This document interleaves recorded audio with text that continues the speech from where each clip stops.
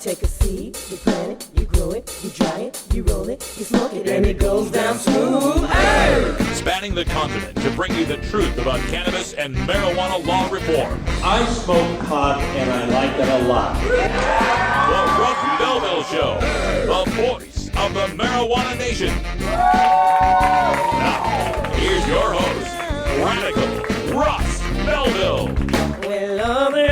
Good day, tokers and tokettes and non-toking lovers of liberty. It is Friday, April 24th, 2015, and it's got to be 420 somewhere in the world. Welcome to the weekend, everyone. Glad you made it here. We got 2 hours of the latest news, interviews, music, talk, controversy, opinion, rants. If it has to do with marijuana, we are going to talk about it here on the Russ Belville Show. If you joined us yesterday, we had quite an interesting, scintillating conversation with people that I like to call fundamentalist legalizers. These are the people who will not settle for anything less than true legalization. That's right. If it's not true legalization, if it doesn't let you have as much weed as you want, as much weed as you can grow, free all the pot prisoners, keep the prices down to 10 cents an ounce, something like that, then it's not real legalization. We should all remain criminals just a few more years until we can get the true legalization passed. Well, we're going to talk about that some more today. I want to follow up on some of the concepts that we covered yesterday in our Radical Rant. Later today, we'll talk about the dangers of fundamentalism, True Legalization Edition. Also on the show today, we've got time for a cannabis community chat. I'm going to bring you a recording that just brought a smile to my face. I thought it was perfect for a Friday. I was joined by a lovely young lady at the desk who goes by the name of Aviva. It's a palindrome, folks. And Aviva is with a group called the Flying Penguins, and she brought her ukulele to the Cannabis Cup and had to sing a little song for us. So you'll get to hear Aviva singing Cannabis Car, a nice little ditty that explains how hemp can make cars and the fuel for them. So we'll get to hear that song. Plus you get to hear me singing a little a cappella bass with her too. So there's that. Also on the show today, we've got some drug war data mining. And in the Atlantic today, they have a fantastic article puncturing the drug war gateway drug argument. You've heard this many times. Chris Christie is the most recent to bring it up. If we legalize marijuana, the next thing you know, everybody's doing heroin. So the Atlantic took a look at this and has a really interesting interactive graphic. I am having the worst trouble talking today. Has an interactive graphic that we're going to go through and take a look at which drugs lead to which other drugs, at least according to the National Survey on Drug Use and Health. Also on the show today, behind the headlines, there's a story that I'm sure Kevin Sabet and the antis out there in Colorado are going to jump on. I can't wait for Christine Tatum's post on this. A company that makes scary props for Halloween, costumes and haunted houses and all that, has moved its location from Denver, Colorado to someplace in, I think it's North Carolina. And they claim it's because everybody was showing up to work high. There was just no workforce. They were all showing up to work high. We had to move to North Carolina. We had no choice because the whole workforce was high. Well, I did a little digging on this story, and in Behind the Headlines today, we're going to take a look at the real reasons this company moved its location from Colorado to North Carolina. But before we get to all of that, we've got the 420 radio news, and in the headlines today, we've got that bill up in Washington state that is going to decimate the medical marijuana program as it is known up in Washington. Governor Jay Inslee is expected to sign that today or tomorrow. We'll give you the latest developments and what that means for patients in Washington state. In Colorado, lawmakers are working on a proposal to keep most of the marijuana taxes that would be refunded to the taxpayers thanks to the Tabor Amendment in Colorado. In Alabama, there was a small Pyrrhic victory for medical marijuana, but the bill is pretty much dead for the year. We'll tell you why. We've got a father in Michigan who's fighting for his right to use medical marijuana and to get his son back from officials who took him over his medical marijuana use. And a study in New Jersey on the use of CBD oils for epilepsy should provide some hope to those patients in the no garden state. I'm Radical Russ. We're right back after these messages.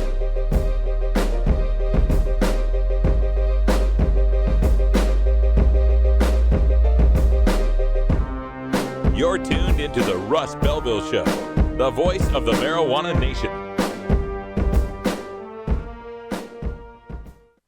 420 Radio, your ticket to Seattle Hemp Fest. 420 Radio is brought to you by Sacred Serum, who is focused on creating elegant and sophisticated cannabis solutions through its line of dispensers and vaporizers that come preloaded with the world's finest cannabis concentrate. Sacred Serum's concentrate is made on pharmaceutical-grade supercritical CO2 extraction machines that use absolutely no butane or other toxic chemicals. The Vesica, the company's innovative new way to dab and frost, is now available in dispensaries across California. Sacred Serum, elegance and sophistication concentrated. Hey, this is Big Daddy. I like it like that. I want you cats to join me at the Funky Roller Ring, right here on 420 Radio. It's like the Groove in Soul Town, smashed together with a greasy pork sandwich on the side, baby. 2 hot dogs and a strawberry soda. Funky Roller Ring.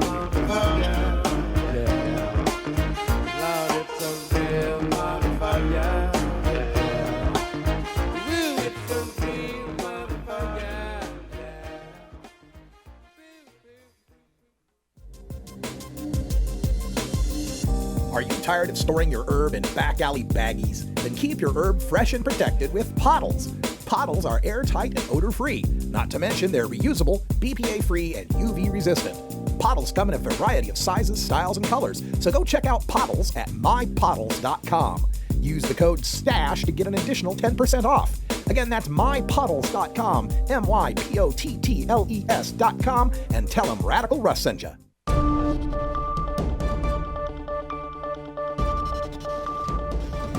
It's time for the 420 Radio News, covering the latest headlines in consumer cannabis, medical marijuana, and industrial hemp. Transcripts of 420 Radio News are available daily on our website at 420radio.org. Now, here's Russ Belville with your marijuana headlines in 4 minutes and 20 seconds. This is your 420 Radio News for Friday, April 24th, 2015.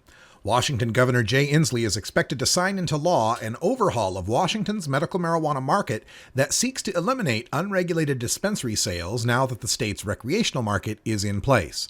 Among the provisions of the measure Inslee was to sign today is the creation of a voluntary database of patients. Unregistered patients would only be allowed to possess the same amount of marijuana legalized for all adults in public, but they would be allowed to cultivate up to 4 marijuana plants and possess 6 ounces at home, unlike non-patients. Those who join the voluntary registry would get to possess 3 times the adult use limits and cultivate up to 15 plants and possess up to 16 ounces with their doctor's recommendation, or 4 patients could cooperatively cultivate 60 plants. The passage of Initiative 502 in 2012 allowed the sale of marijuana to adults for recreational use.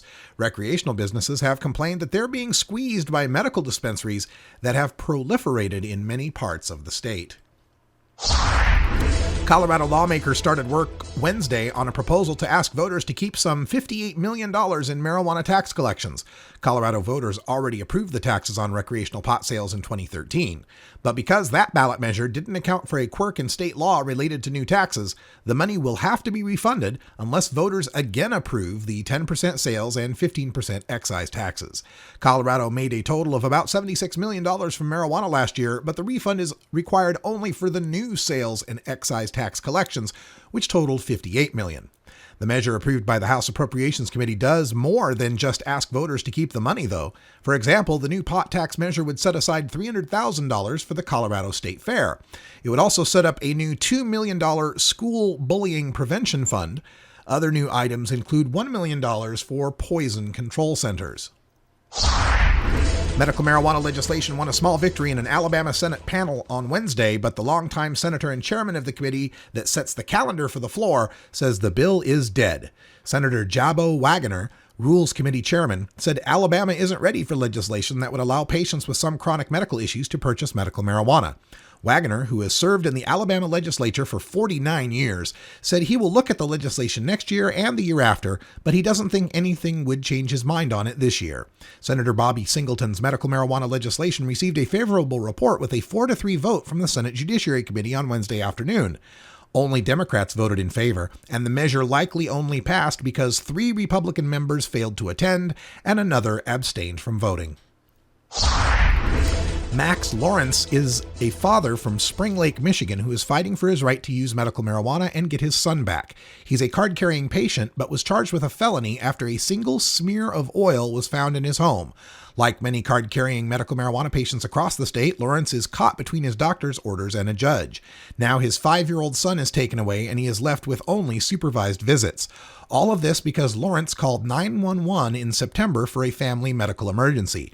The deputy who responded to the call found a smear of butane hash oil in his home. It's a substance Lawrence ingests for what he called deep pain relief and is something he obtained with his medical marijuana card. Because Lawrence is charged with having a Schedule I drug, and not specifically marijuana, it is difficult to protect Lawrence under the Michigan Medical Marijuana Act. Patients with severe epilepsy who took a liquid form of a marijuana extract saw the number of seizures decline by half, while few suffered side effects, according to the early results of a study led by renowned neurologists at Trenton, New Jersey's St. Barnabas Medical Center.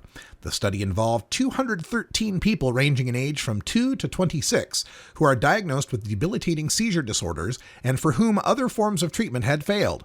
Out of that group, 137 patients took a daily dose for 12 weeks to see if cannabidiol reduced the frequency of their seizures. The number of seizures decreased by an average of 54% after 12 weeks. A total of 12 people stopped taking the drug due to side effects, which included drowsiness, diarrhea, and decreased appetite. This is your 420 Radio News for Friday, April 24th, 2015. I'm Russ Belville.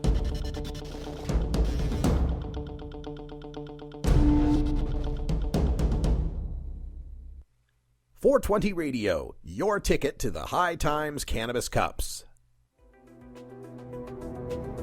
Oregon has joined Washington and Colorado in legalizing marijuana. We're Portland NORML, the national organization for the reform of marijuana laws chapter in Portland, Oregon. Join us as we celebrate the launch of an exciting new era in marijuana freedom in Oregon. Our job has just begun. Powerful interests want to white out the most important portions of Oregon's legalization law. By joining Portland NORML, you add your voice to the thousands who voted for Measure 91 and want it to be implemented as written. The people have spoken.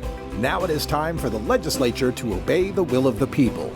Find out more about Portland NORML at portlandnormal.org. Attend our monthly membership meetings on the fourth Saturday of the month. See our website for more details. Portland NORML, ensuring responsible adult marijuana consumers are afforded the same rights, privileges, and responsibilities as beer drinkers. Tokers, there's no good reason to get your dog stoned. While it might not harm them physically, imagine being a dog who already begs for treats all day, and then imagine that dog having the munchies. Not cool.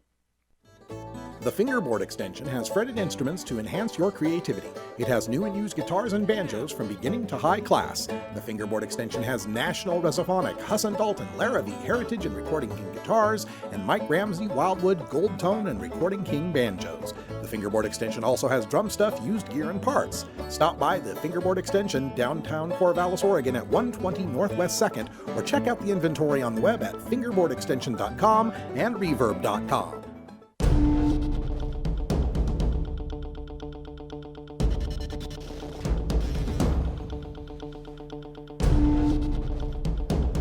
Welcome back, everyone. 14 after the hour, and today in Behind the Headlines, I'm taking a look at a story from 9 News, NBC affiliate in Denver, Colorado, that reads, Colorado company says pot pushed them out of state.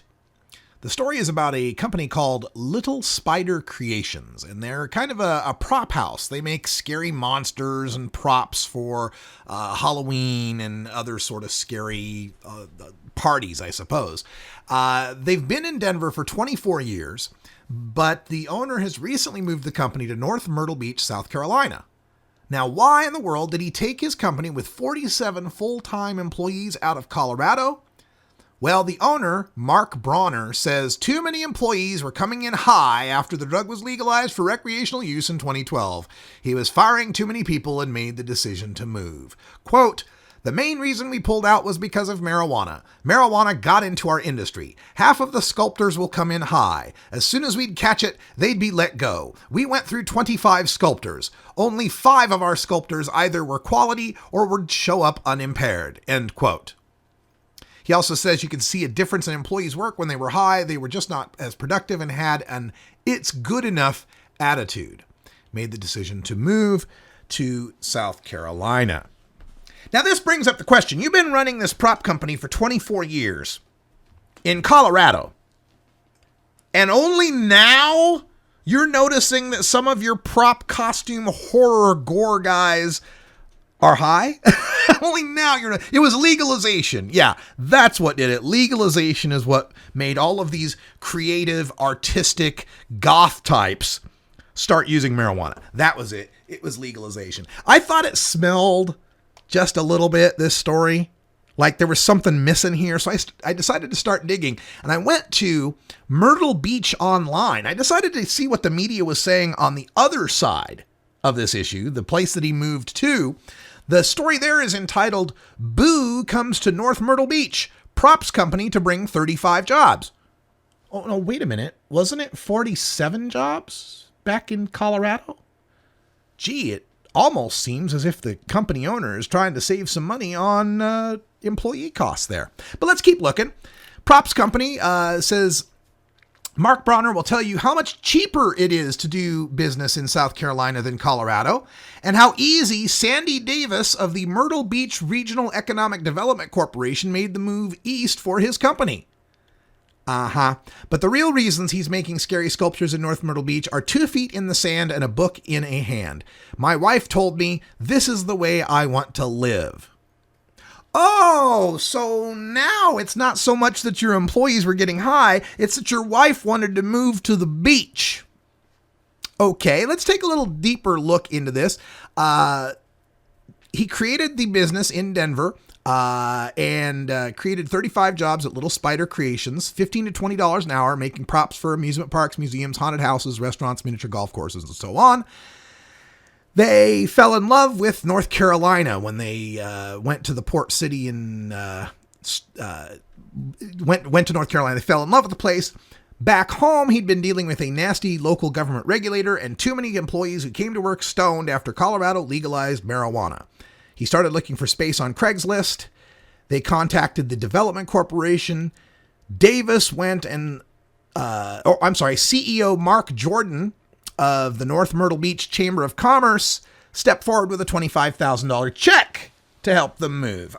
Okay. So we're moving to a place that's got friendlier regulations. It's got lower taxes, less cost for employees, and they're paying you $25,000 to move there. Yeah, it was the marijuana that made you want to move. Exactly. Looking deeper into the background of this fellow, Bronner began as a student at a Christian college in Idaho, where he met his wife and the youth minister at a church with an expanding roster of young people. Oh, so we're Christians, are we? We're good little Christians going to Christian college who seem to suddenly have a problem with the people using marijuana in Colorado. Yeah, that was it. No, I have a good feeling here that this guy is just looking for a way to move his company to someplace with an easier corporate climate, a little more red state, a little more in line with his Christian beliefs, somebody who was upset at what he saw happening in Colorado, that marijuana was becoming legalized, someone who probably had high employees from the very beginning, but now all pissed off that legalization happened, started to notice.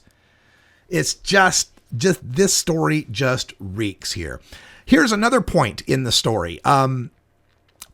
Bronner is still awed at the way government, education, and business seemed so open and welcoming to his company. It just wasn't the experience he'd had in Colorado.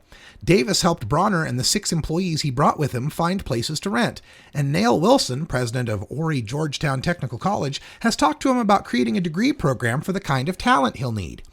80% of Little Spider's customers are along the East Coast.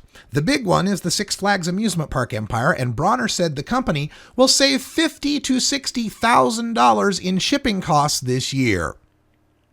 So folks, this was all about making money. It was all about profit. And it was all about some Christian businessman turning his nose up at legalization he didn't approve of.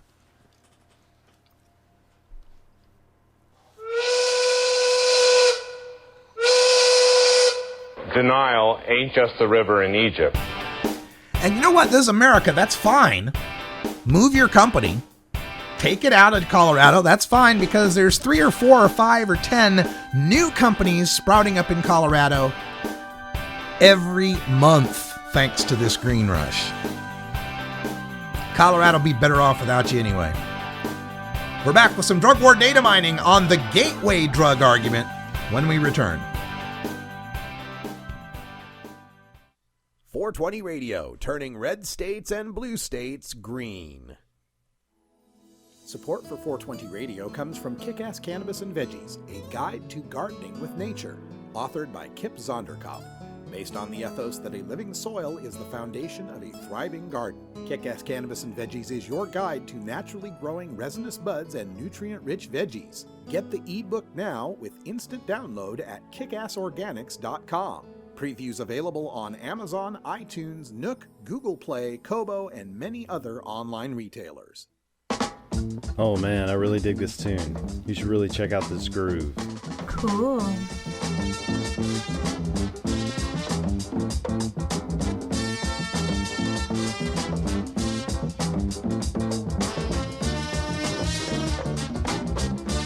Groovy. Hey, check out more deep cuts like this on my show, Big Daddy Fink's Funky Roller Rink, every Thursday night on 420 Radio. Funky Roller Rink.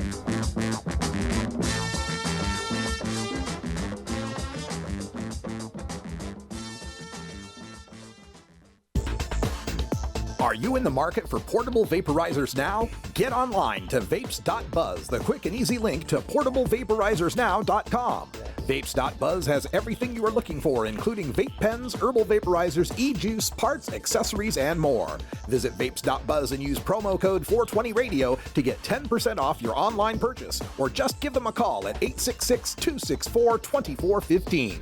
Vapes.buzz. Get vaping, baby! Arguing for the end of adult marijuana prohibition is easy because we have facts, science, reason, compassion, evidence, truth, and logic on our side. It is even easier when researchers catalog it all for us.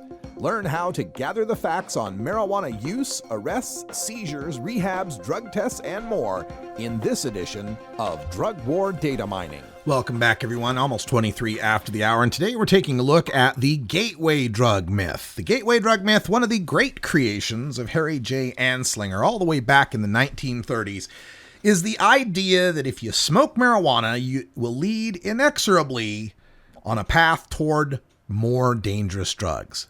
Now, some gateway drug proponents do have a little bit of sense, and they'll say, well, not everybody is going to move on to heroin. But every heroin addict you ever meet will tell you they started on marijuana.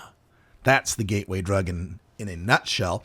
And politicians are still using this. Some 80 years later, still using the gateway drug to score political points. New Jersey Governor Chris Christie told a radio host, quote, "Marijuana is a gateway drug." No doubt about it. Boston Mayor Marty Walsh told reporters, quote, "I just think it's a slippery slope."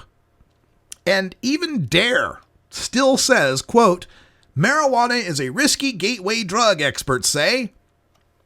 Well, there's this website out that has put together a really cool analysis of the data from the National Survey on Drug Use and Health. The site is called Treatment for Addiction, and that's the number 4. You can find them at treatmentforaddiction.com. And it's a great little graphic that they've put together that shows you a particular drug and what people had taken before that drug, immediately before, and immediately after that drug. It's quite interesting, and it lines it up in kind of a visual graph sort of sense. So you can click on a drug. For example, I'll click on marijuana here, and it'll show me that about 65% of the people who used marijuana tried alcohol first. That's right, just about 2/3 of pot smokers started on alcohol. Doesn't that make alcohol the gateway drug? And 19% of the people in these surveys, marijuana was the first drug they ever tried. So as far as what led to their use of marijuana, it was overwhelmingly alcohol.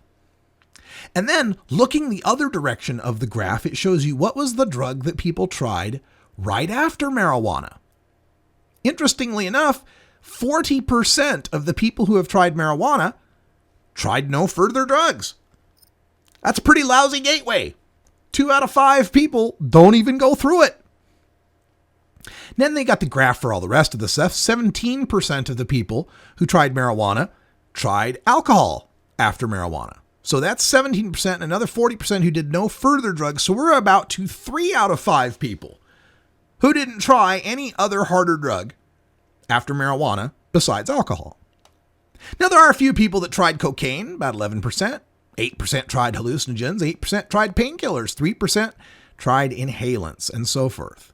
But going all the way down there to heroin, doesn't even show up on the graph, folks. People who tried heroin after marijuana, doesn't even show up on the graph. And what's nice is you can click on any drug. For example, we can click on alcohol here, and that provides us a whole different graph. There were actually 9% of the people who've tried alcohol tried marijuana first. 1% tried painkillers first, and another 1% tried inhalants before alcohol. But 88% of the people, alcohol was the first drug they ever tried. And what drug did they try after alcohol? Half of them didn't try anything. About a third of them tried marijuana. Another 3% for cocaine, 3% for hallucinogens, 4% for painkillers, and so forth. And it's really interesting looking at this graph because you can find some pretty interesting anomalies. Like if you click on crack, we can find that there were no people for whom crack was the first drug they ever tried. Nobody starts with crack. But if we go to cocaine, we do find that there were 1% of the people for whom cocaine was the first drug they ever tried. That's pretty amazing, huh? So you can take a look at this again at the article is up at The Atlantic. It's called The Real Gateway Drug Isn't Marijuana. And in fact, it goes on to talk about research that shows the real gateway drug is actually nicotine. This was reported by NPR that nicotine biologically is the most potent gateway of all. The Atlantic writes, quote, "When rodents were primed with nicotine, then given cocaine, they liked the cocaine much more." So really, we ought to be more worried about cigarette use by kids, especially e-cigarette use with nicotine in it, than we should be worried about any other drug trend. And I love one of the quotes that came up on this one. This was Miriam Borey. I probably mispronounced the name. She's an associate professor of sociology at Bentley University that points out that poverty, mental illness, and friend groups are all much stronger predictors of drug use. Marijuana isn't a gateway to harder drugs in the same way that ordering an appetizer isn't a gateway to an entree. One comes before the other, but you're eating both because you're already at the restaurant. Very well put. Mark Kleiman, the Washington pot czar, once thought that it might be a gateway by introducing people to illegal behavior, but then that's an argument for making marijuana purchases legal now, isn't it? 420 Radio. Tune in, turn on, get highly educated. Growing plants indoors can be a rewarding hobby, but electricity bills can go through the roof. Then you have to cool down all those big hot lights. It can drive a grower insane. With Lush LED lighting, you can solve many of these issues and double your rewards. Matt and his scientists have developed the perfect light for flowering plants with far less cost and heat. And the results? Very effective. Check out LushLEDlighting.com right now and tell them Radical Russ sent you. Hey, this is Willie Nelson for Normal. And I smoke pot and I like it a lot. I learned a long time ago that marijuana is a lot safer than alcohol. There's nothing wrong with the responsible use of marijuana by adults.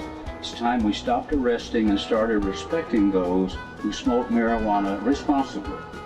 To learn what you can do to help, contact NORML at NORML.org or call toll-free 888-67-NORMAL.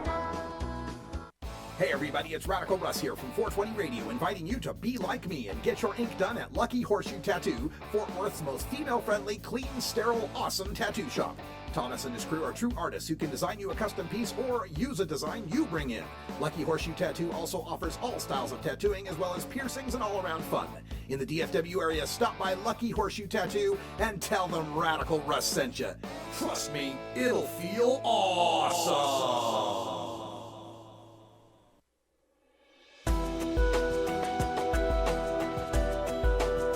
The cannabis community is a diverse set of people from all walks of life, conservative and liberal, black and white, straight and gay, rich and poor, and everyone in between. Learn more about the people we are freeing from adult marijuana prohibition in our Cannabis Community Chat. Welcome back, everyone. Radical Russ here at the 420 Radio booth at the High Times Cannabis Cup. It's the second day. It's Sunday, and a lovely lady has joined us here at the desk wearing an awesome hat and just looking like the Cannabis Cup participant. Introduce yourself to the audience, and she's got a ukulele. Is it ukulele? All right, she's got a ukulele going here, and she says she's got a song for us. So introduce yourself and tell us about your song. Hi, my name is Aviva. And Aviva? I'm with Aviva and the Flying Penguins. And basically, I wrote a song about changing the world by legalizing hemp. Okay.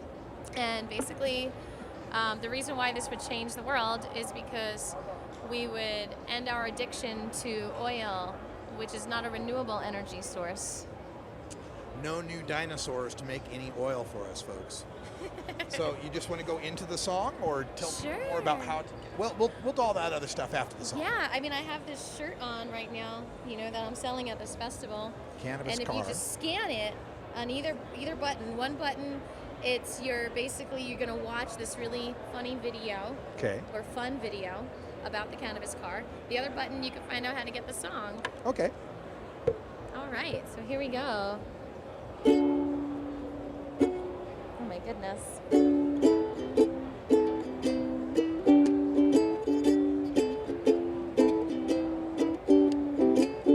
Don't you want a car that runs on cannabis? Don't you want a car that runs on cannabis? Don't you want a car that runs on cannabis? Don't you want a car that runs on? You got a nice life. You got a nice wife. You're working hard for your money. You got a slave to survive, but the gas prices never cease to rise. Don't you want a car that runs on cannabis? Don't you want a car that runs on cannabis? Don't you want a car that runs on cannabis? Don't you want a cannabis car?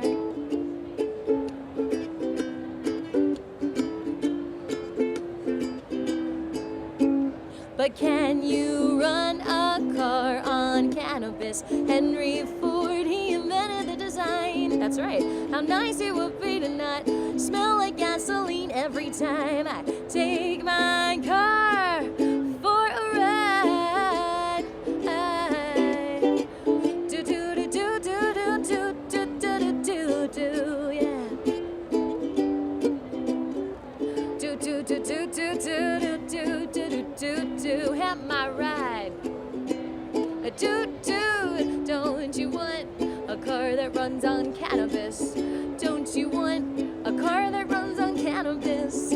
Don't you want a car that runs on cannabis? Don't you want a car that runs on cannabis? Now, some people say that oil pollutes, and drilling into the ground is killing our roots. All the farmers in Iraq could be digging up food, but instead they're drilling for oil. Is it the government's rule? Oh, we can easily be a hero, so just make hemp production legal. Don't you want a car that runs on cannabis? Don't you want a car that runs on cannabis? Don't you want a car that runs on cannabis? Did I sing the verse about Mama Earth yet? Well, if you didn't, you should. And if I did, maybe I need to sing it again. I don't know if I can remember. We're at a Cannabis Cup. Let me think about it. Maybe we should just not think about it. I agree. But we're thinking about it because we're thinking about changing the world. 'Cause Mama Earth, she would agree. Use cannabis for paper and not a tree. Use cannabis for clothing instead of cotton. It even grows wild without those pesticides that give us cancer. A car that runs on cannabis. Don't you want a car that runs on cannabis? Don't you want a car that runs on cannabis? Don't you want a cannabis car? Yeah, don't you want a car that runs on cannabis? Don't you want a car that runs on cannabis? Yes, I want a car that runs on cannabis. Everybody.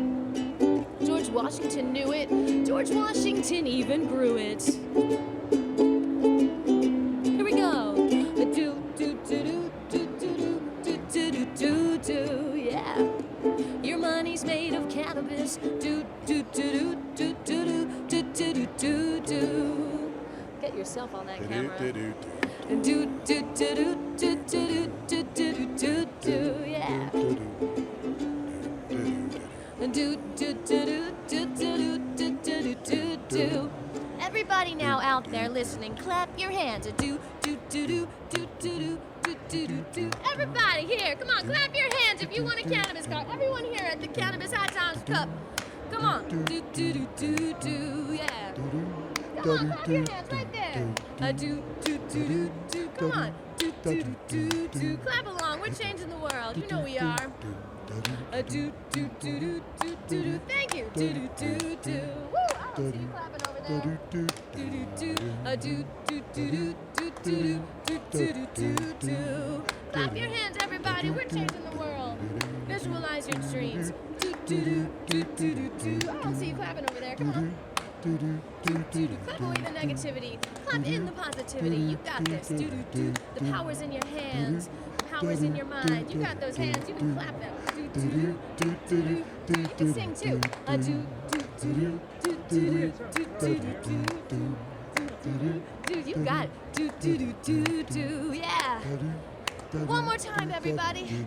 Do, yeah, freestyle. Come on. Do, do, do, do, do, do. Do, do, about cannabis. Do, do, do. You know you got it. Do, do, do. You can't think about it. Do, do, do, do, do. Here we go. Do, do, do, do, do, yeah.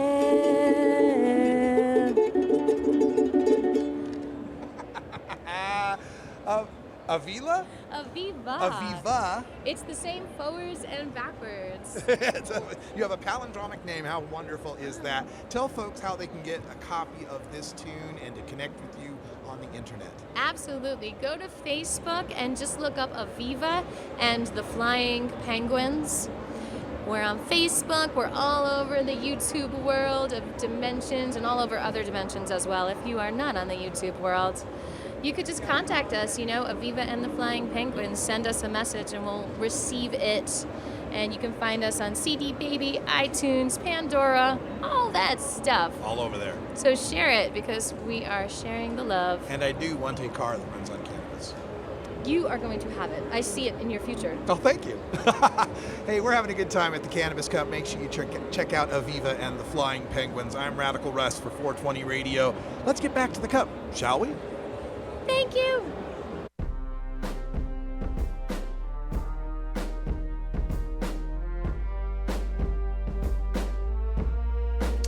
My thanks to Aviva. I want to check out her group, the Flying Penguins, as soon as I can. All sorts of fun people we met at the Cannabis Cup.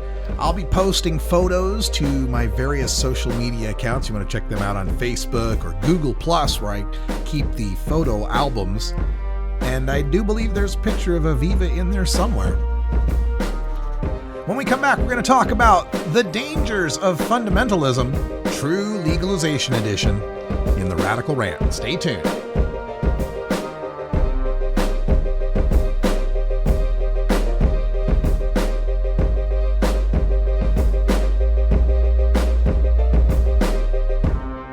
You're tuned into the Russ Belville Show, the voice of the marijuana nation.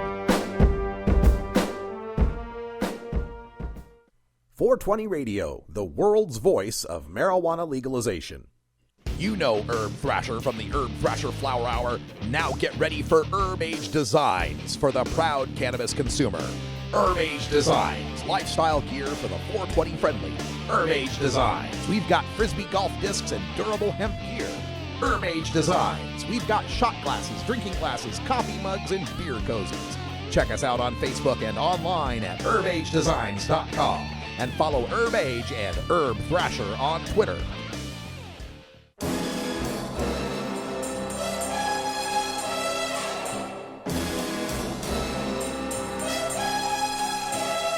America's R7 secret agent of progressive change.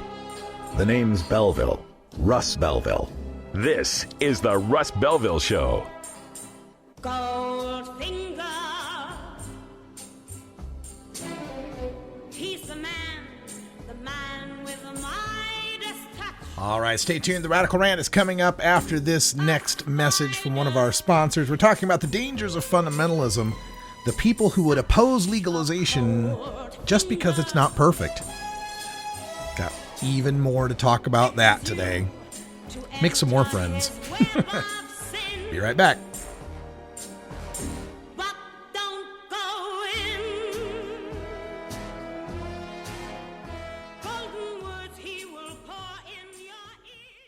The law offices of Omar Figueroa would like to remind you to stand up for your rights. If you are detained or arrested, treat law enforcement with respect and stand up for your rights by repeating, "I respectfully invoke all of my legal and constitutional rights. I do not consent to any search and seizure. I want to remain silent, and I want to speak with my attorney." Please contact the law offices of Omar Figueroa at 415-489-0420 or 707-829-0215 or on the web at omarfigueroa.com.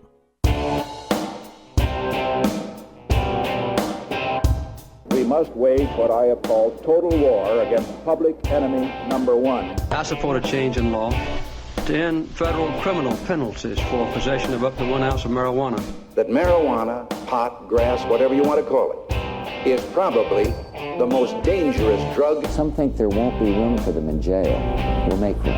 I experimented with marijuana a time or two, and I didn't like it and didn't inhale. And one major responsibility is to encourage people to use less drugs. Entirely legitimate topic for debate. Radical Rant. Welcome back, everyone. 42 after the hour. And if you listened to hour 2 yesterday, you know I got into some pretty heated discussions with people I call the stoners against legalization. Although, to be fair, and I don't know why I should be, but to be fair, I've decided to change their name. Because the fact is, they're not necessarily against legalization, it's just they're only for true legalization. So, I've decided now to change their name to Fundamentalist Legalizers.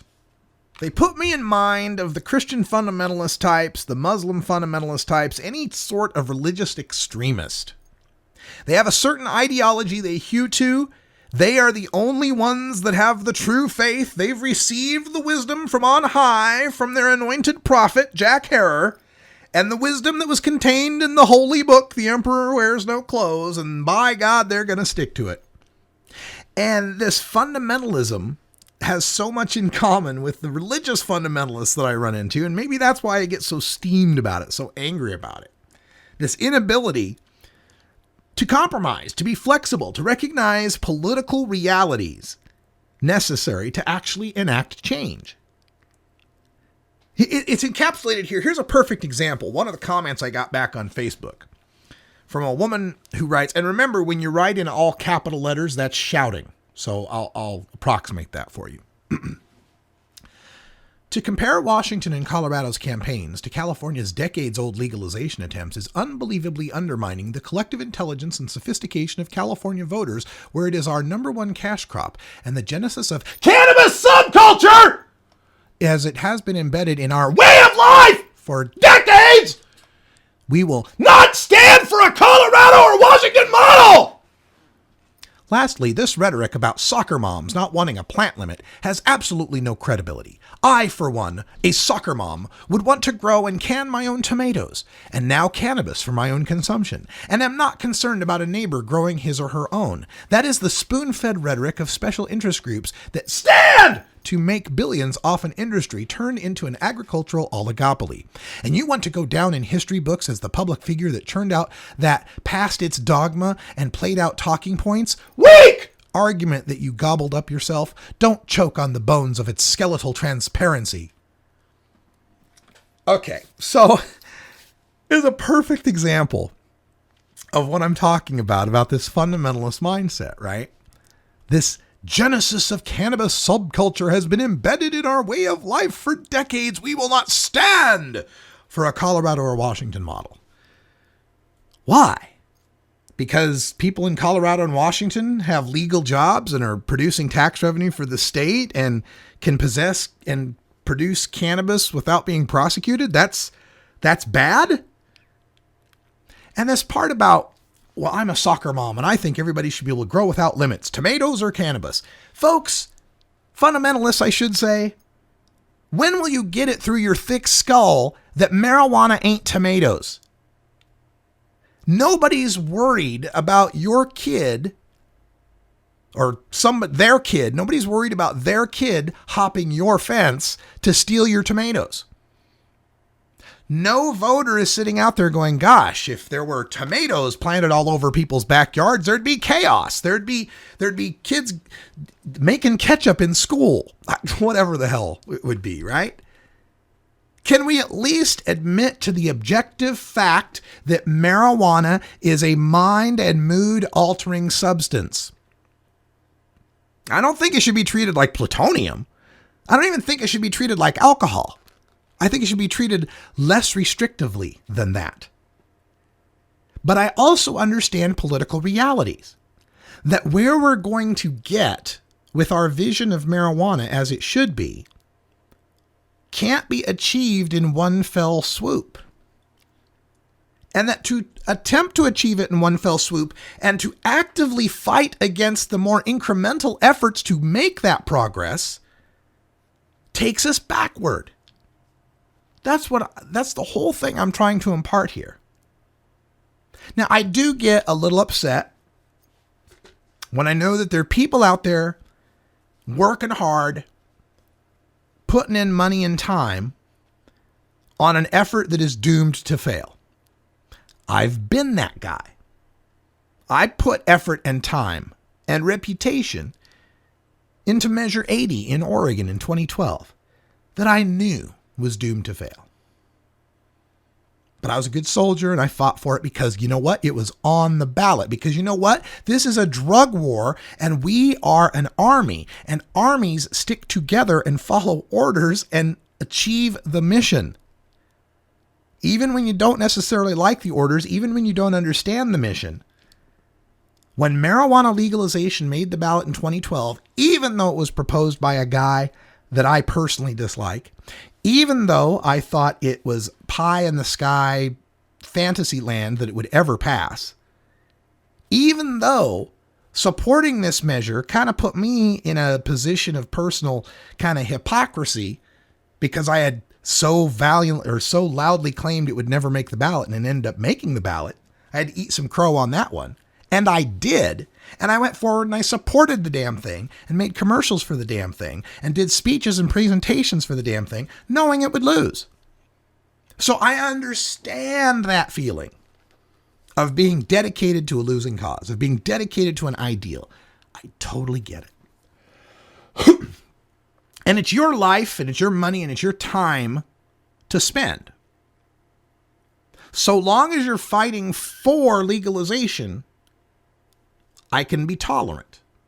I can tolerate the fact that there's a CCHI working hard on something that will go nowhere. So what? They're not harming anything. Except for maybe you might cast a little bit of harm that comes from if they were spending their time and their money and their effort on something that had a chance in hell. That might be better. But they're not. That's a passive harm, right? They're not actively harming.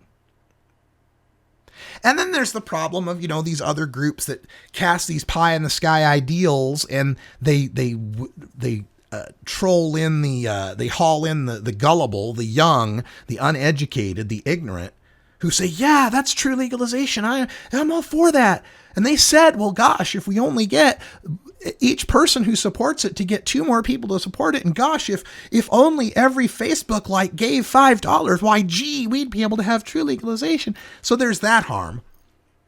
There's that harm of diverting that young, eager volunteer talent that could be put to work on something that actually has a chance in changing the law, being squandered on something that has no shot in hell. There's that. But even that I can tolerate. Even that I'm not too upset with, because, hey, it's America. Free speech, free association, different competing marketplace of ideas. I love it. Where I get really pissed is when they start saying, yes, I support this one, and if this one doesn't make it, I'll oppose all the others that do. That's where the problem happens. That's where I start to get upset. So, fight for CCHI all you like. Fight for Ohio Rights Group, or who else is out there? Responsible Hands for Cannabis, or OTEP, or MCLR in California, or CCCA, or whatever it's called now, CCCI, or whatever. Fight for any of them. That's fine. Before anybody's made the ballot, great. Competing ideas, that's politics, that's democracy. But when a marijuana legalization makes the ballot,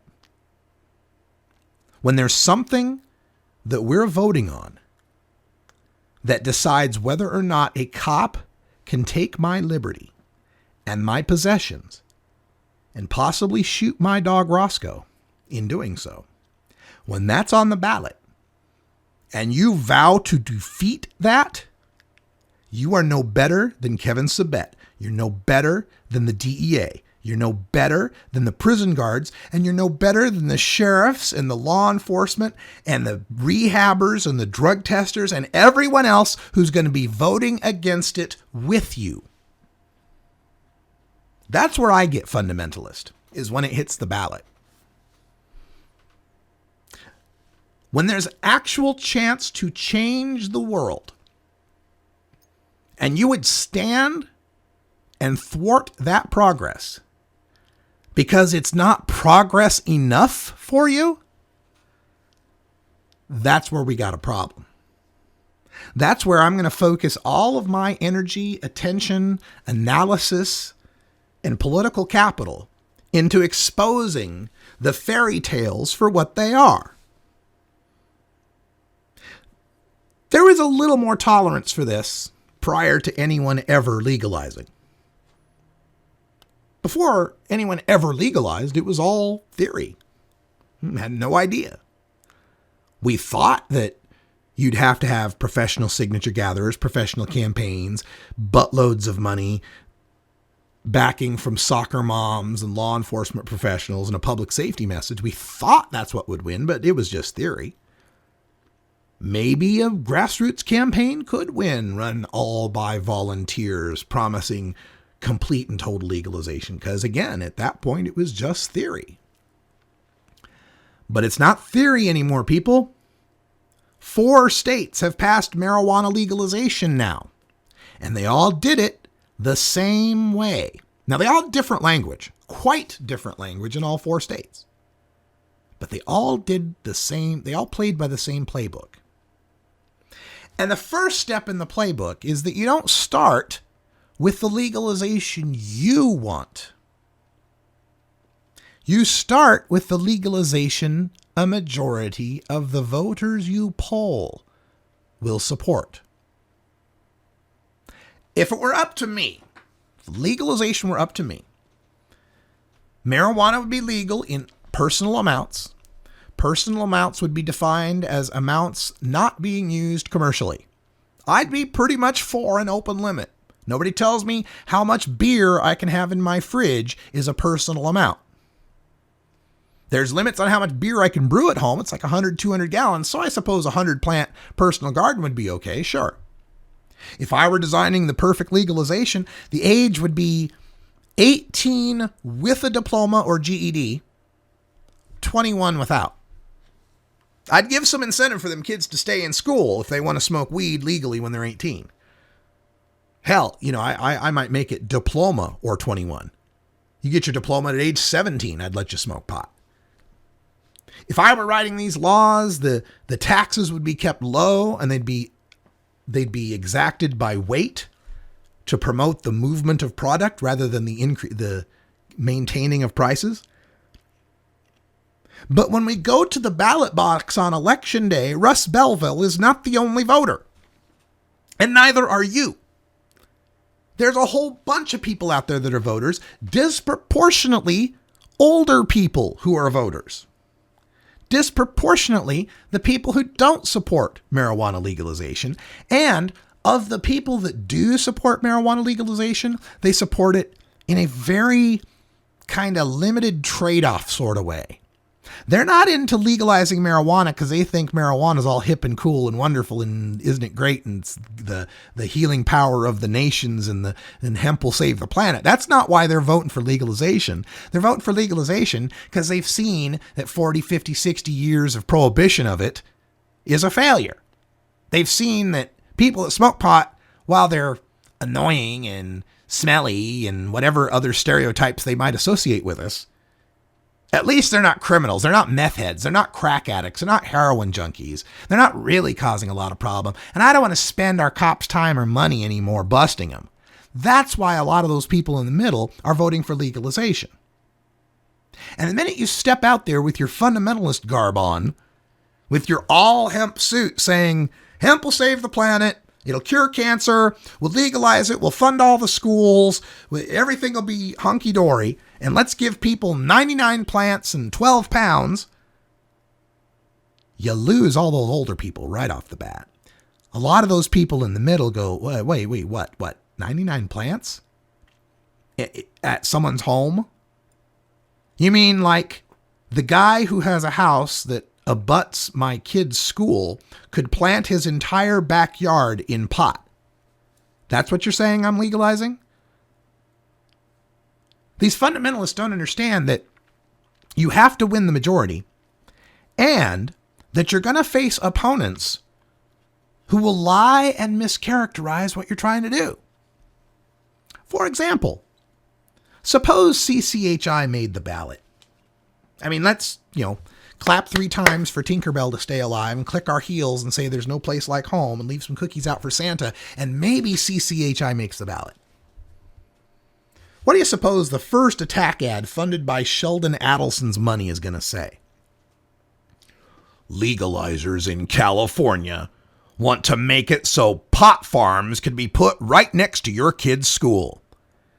They want to legalize enough marijuana for a person to keep 13,000 joints right next to your kid's school. And that's going to sway a lot of people. That's going to change a lot of minds. So another problem that we've got here is, what is the definition of legalization? These fundamentalist legalizers have that problem. Well, legalization, according to the dictionary, is the process of removing a legal prohibition against something which is currently not legal. And the important word in that definition, folks, process. This is a process, folks. When alcohol was first legalized, it was legalized as 3-2 beer and you couldn't brew your own at home.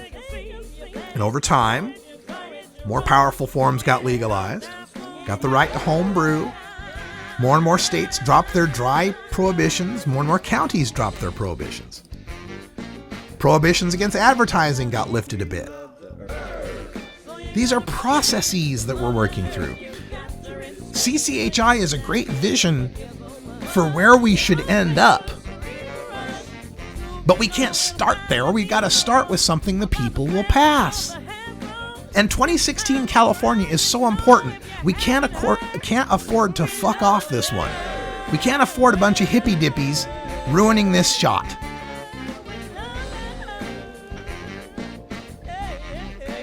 This is the Russ Belville Show. Russ Belville Show is blogging and podcasting daily at radicalruss.com. You take a seed, you plant it, you grow it, you dry it, you roll it, you smoke it. You take a seed, you plant it, you grow it, you dry it, you roll it, you smoke it. You take a seed, you plant it.